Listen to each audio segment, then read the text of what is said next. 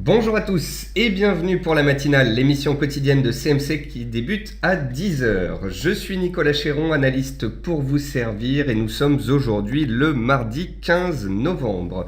Le titre du jour est Point bas des pétroles, point d'interrogation.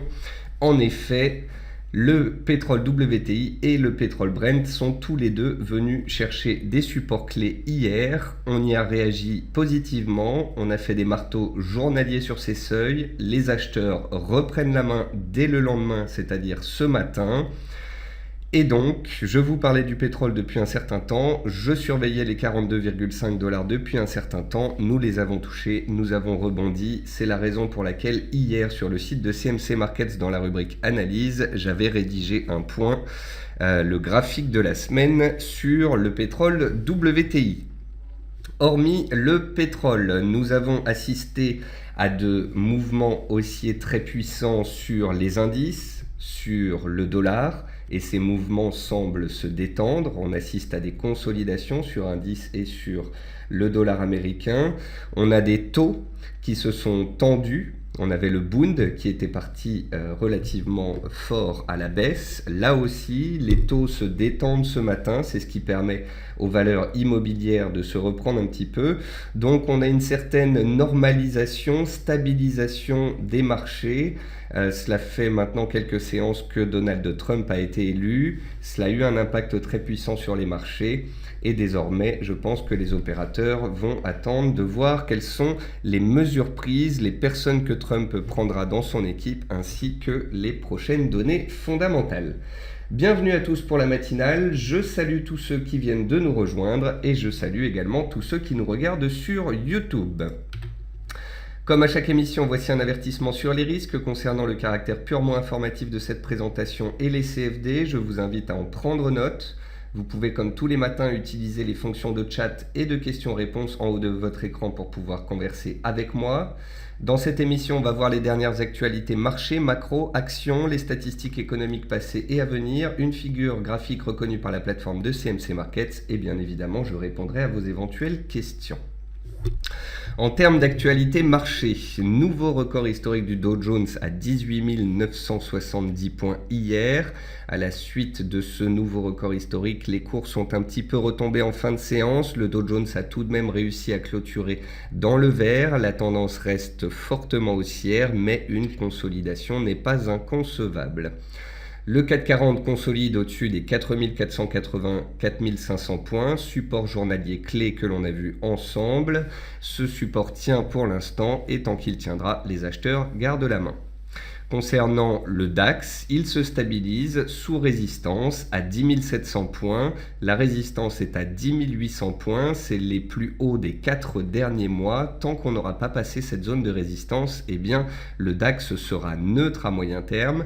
À court terme, il y a bien un momentum haussier, c'est-à-dire une tendance haussière, mais pas de signal tant qu'il n'y aura pas de cassure. Le Bund rebondit à 161, les tensions sur les taux se calment, c'est ce qui permet donc aux valeurs immobilières de rebondir ce matin. Le dollar consolide enfin sous les 100 points. Les 100 points, je vous rappelle que c'est les plus hauts depuis un an. Il est actuellement à 99,5 points. Donc petite consolidation et c'est ce qui permet aux paires en dollars ainsi qu'aux actifs dénominés en dollars comme le pétrole de rebondir à court terme. Et puis enfin, on notera que les cours du riz retrouvent leur plus bas annuel à 9,20 cents. On verra si de nouveau une réaction positive intervient sur ce seuil.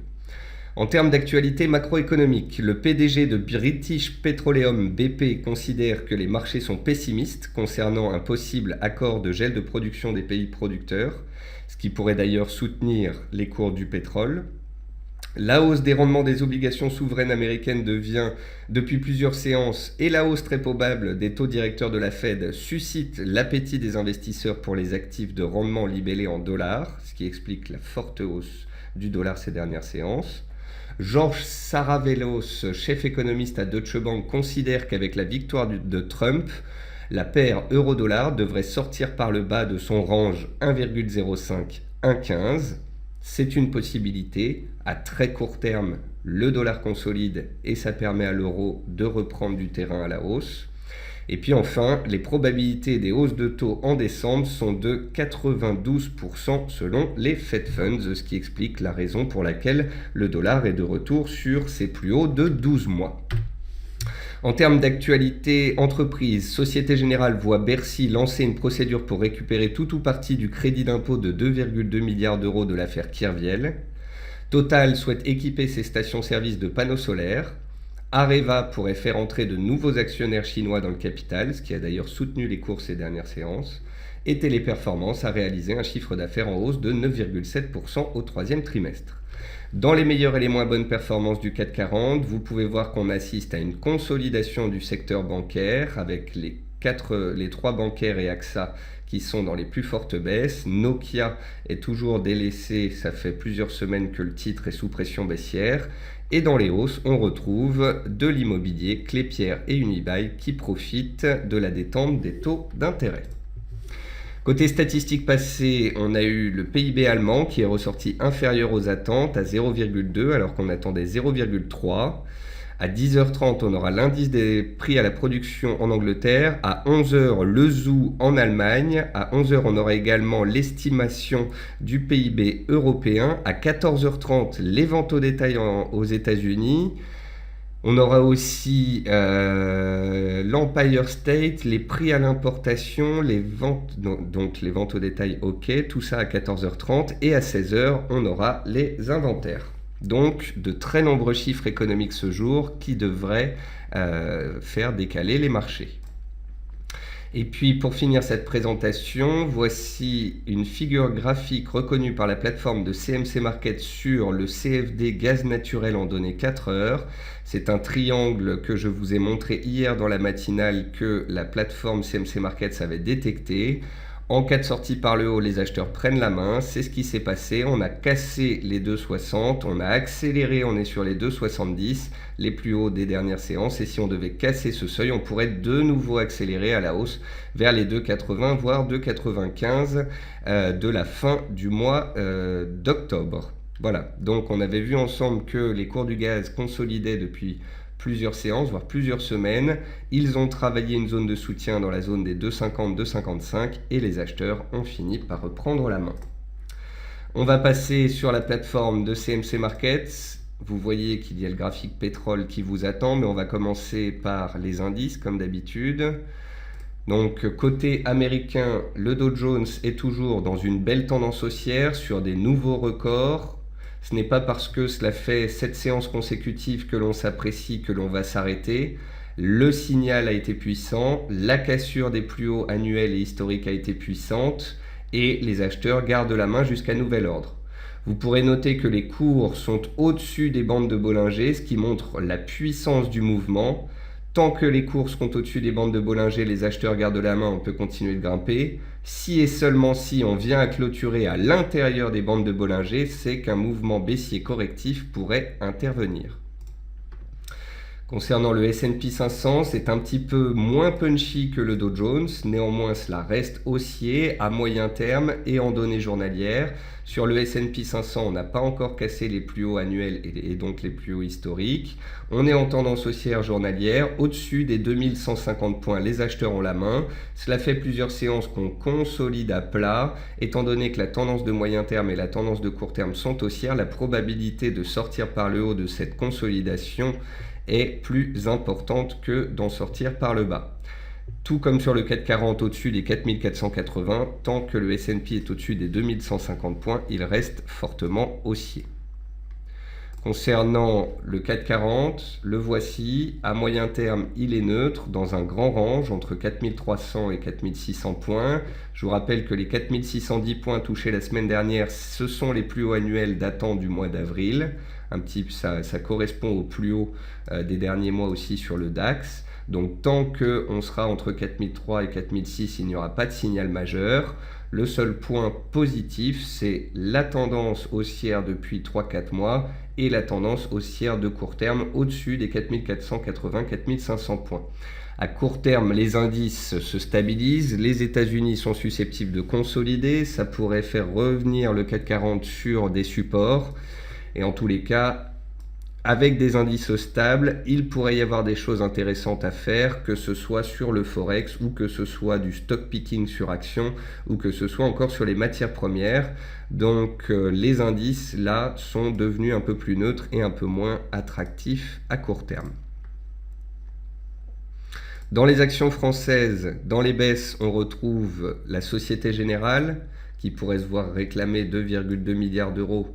Donc dans l'affaire Kerviel, pour l'instant le titre tient, il est dans une tendance haussière puissante. Attention ici, on a un potentiel îlot de renversement, c'est-à-dire qu'on a eu un gap haussier, une stabilisation de plusieurs séances. Imaginons demain un gap baissier, on aurait alors un îlot de renversement, configuration particulièrement baissière. Donc attention à cela sur Société Générale.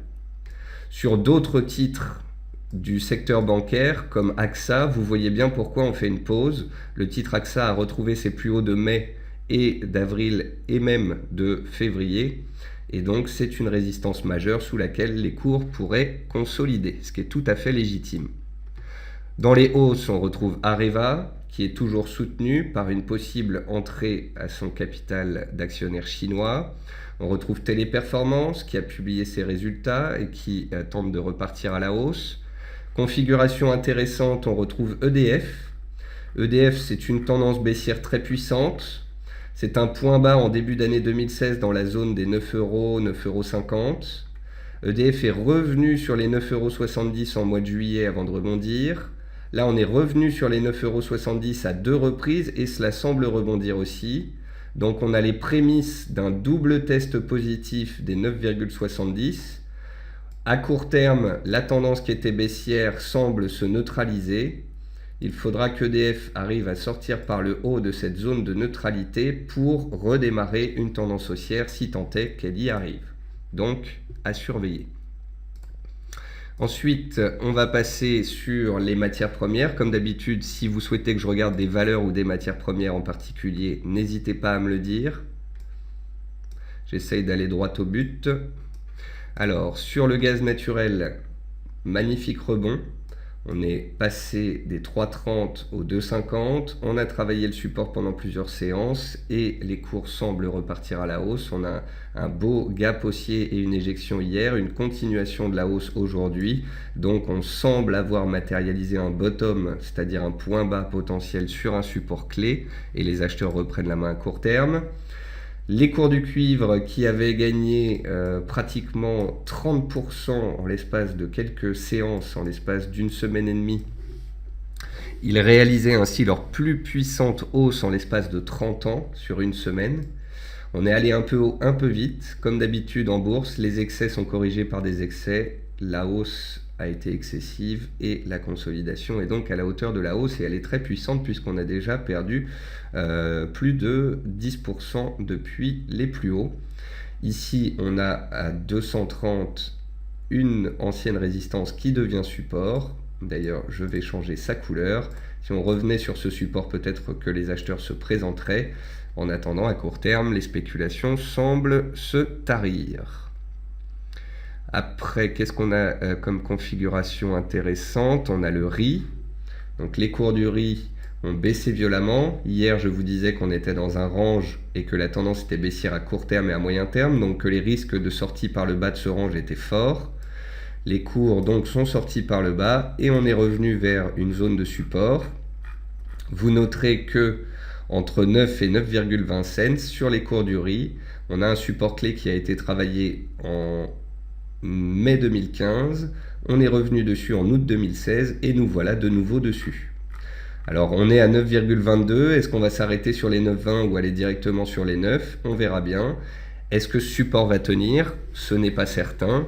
On verra si une réaction haussière prenait forme sur ce support, comme on l'avait fait au mois d'août dernier. Souvenez-vous, on avait vu ici la tendance baissière, le support clé. On avait eu des avalements haussiers ici qui nous avaient permis d'anticiper la hausse qui avait suivi. Donc on verra si dans les séances à venir, le riz trouve un support. Concernant les cours de l'or, c'est baissier à moyen terme depuis déjà 2-3 mois. En journalier, c'est baissé depuis l'échec sous les 1305.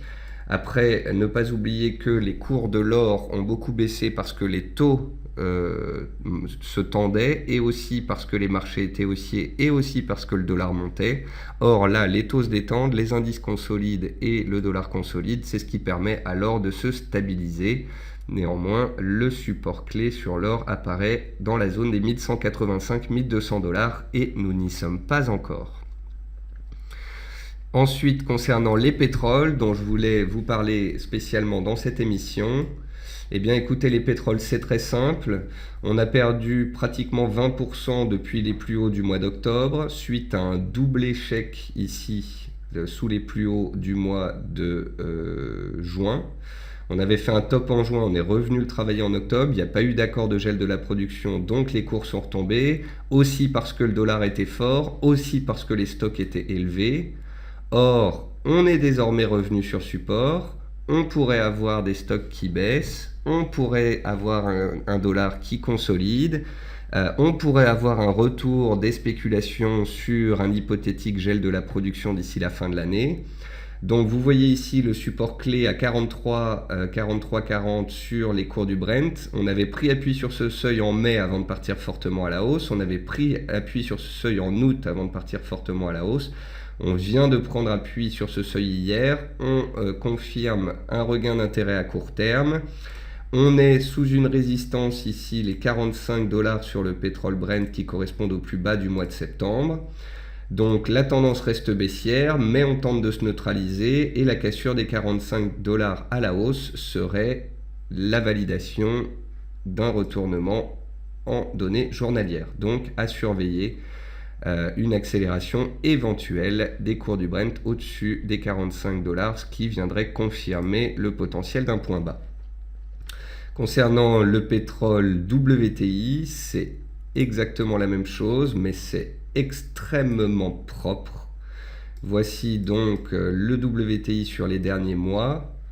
Vous voyez que le WTI en mois de mai a pris appui sur 42,50 avant de partir à la hausse. Il a fait un double appui au mois de septembre sur les 42,50 avant de partir à la hausse. On a, comme sur le Brent, un double échec entre les plus hauts d'octobre et les plus hauts de juin. On a perdu 20%, on est revenu sur support. Vous pourrez noter qu'on a testé la borne basse du support, on a fait un petit trou d'air en dessous, ce qui valide encore plus la possibilité qu'on ait fait un point bas, puisque certains se sont fait piéger sous ce niveau. Mais en cours de clôture, les acheteurs ont repris la main, on a réussi à faire un marteau haussier, et en plus, on a réussi à clôturer au-dessus des MM200. Et ce matin, qu'est-ce qui s'est passé? Eh bien, on a pris appui sur MM200 et les acheteurs ont pris la main. Donc, la tendance reste baissière en données journalières, certes, mais on est revenu sur un support de moyen terme, on a fait un marteau haussier, on a repris appui au-dessus des MM200. Voilà de nombreux points positifs qui plaident pour un rebond des cours du pétrole, tout comme les indicateurs graphiques qui nous montrent une divergence haussière sur le RSI qui laisse sous-entendre un rebond technique en cours et potentiellement à venir. Donc aujourd'hui on est mardi, demain on aura les stocks à 16h30. En tous les cas, pour l'instant, on a un hypothétique point bas qui se matérialise sur les cours des deux pétroles. Ensuite, on va passer aux devises. Concernant les devises, il faut regarder le dollar index. Et le dollar index, eh bien, il grimpe depuis l'élection de Donald Trump. Il grimpait même depuis le lundi de la semaine passée. On a eu 6 séances consécutives de hausse. Il est donc légitime que les cours consolident. Après, concernant le dollar, tout va dépendre des chiffres américains, notamment cet après-midi, par exemple, des ventes au détail. Dans tous les cas, gardez en tête que le dollar s'effondrera difficilement, se retournera à la baisse difficilement, puisque les perspectives de hausse de taux pour décembre restent supérieures à 90%. Donc, qui dit programme de Trump, des dépenses, de l'inflation, de la croissance, qui dit hausse de taux, eh bien tout cela, ça plaide pour un dollar fort. Voilà. Donc à court terme, le dollar consolide, ça permet à l'AUD de se stabiliser à plat, mais vous voyez que l'AUD avait cassé son oblique de tendance haussière, donc tant qu'il reste dessous, eh bien je suis très prudent, il n'est pas dit qu'on n'aille pas plus bas. Concernant l'euro-dollar, on est dans un rebond technique dans une tendance baissière. On est passé de l'élection de Donald Trump de 1,13 à 1,07. On a perdu 600 points en l'espace de 4 séances, 5 séances. Donc il est légitime que les cours tentent de se stabiliser, d'autant plus qu'on a frôlé la zone basse du canal baissier de moyen terme. Après, l'euro-dollar peut rebondir un peu, il peut peut-être rebondir encore plus, mais attention, à 1,0850 comme à 1,0950, on a des résistances majeures. Concernant la livre, on assiste à une stabilisation des cours, à plat. Pour l'instant, rien de spécial à dire là-dessus, si ce n'est que la livre tient quand même bien, il faut le noter. Puis on a une petite oblique de tendance qui passe par les plus bas. Donc si le dollar venait à consolider un peu plus, la livre pourrait en profiter. Concernant le NZD, c'est sur le fil du rasoir. Vous voyez que le NZD menace un petit peu le bas de son canal de moyen terme, mais pour l'instant, eh bien, on tient dedans. La borne basse, on l'a testé une fois, 2 fois, on s'en est approché ici, on y est ici, donc on est pile poil sur un niveau clé. Si on casse ce support par contre, tout comme sur l'AUD, ça pourrait devenir plus neutre et on pourrait redevenir vers le support de moyen terme, le seuil psychologique des 0,70. Donc voilà, le dollar c'est fortement apprécié, il pourrait consolider, tout dépendra des chiffres économiques publiés cet après-midi. À moyen terme, il reste fortement haussier jusque nouvel ordre, jusqu'à un hypothétique signal baissier. Donc les paires en dollars rebondissent ou se stabilisent à court terme, mais attention, à tout moment, si le dollar reprend sa hausse, ces paires peuvent reprendre leur baisse. Quant à l'USD-Yen, eh bien l'USD-Yen est toujours dans une puissante dynamique haussière journalière. Il a effacé sa résistance des 107. Et donc, tant qu'on est au-dessus des 106,90, 107, les acheteurs gardent la main et la prochaine zone de moyen terme apparaît ici vers 111. Donc voilà, un marché très dynamique et sur le Forex très tendanciel, mais à court terme, on fait une petite pause.